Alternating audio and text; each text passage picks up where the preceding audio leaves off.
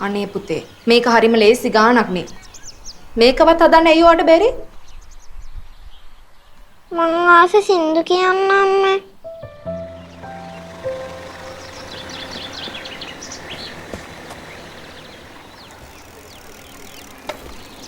පුතේ ඉස්කෝලේ ඇරලා ආපු ගමන් ඇඟපත හොදගෙන ඉස්කෝලේ වැඩ කරන්න ඇයි ඔයාට බැරි? මුළු දවසම ඉස්කෝලෙන් ඉඳන් වැඩ කරානේ අම්මේ. මං ආස ටිකක් සෙල්ලම් කරන්න.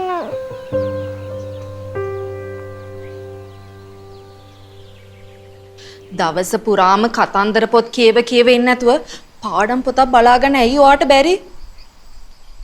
අම්මේ ඒ හැමතිස්සෙම මගෙන් එක එක දේවල් බැරි කියලා අහන්න නැතුව මං ආස දේවල් ගැන අහන්න නැත්තේ.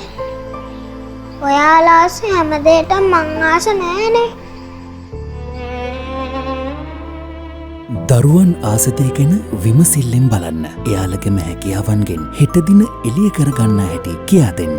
ලෝක ළමා දිනය වෙනුවෙන් සම්පත් බැංකුව වෙතින් සුවහසක් දරුවන්ට ආදරෙන්. සම්පත් බැංකුව හෙට දින එළිය කරයි.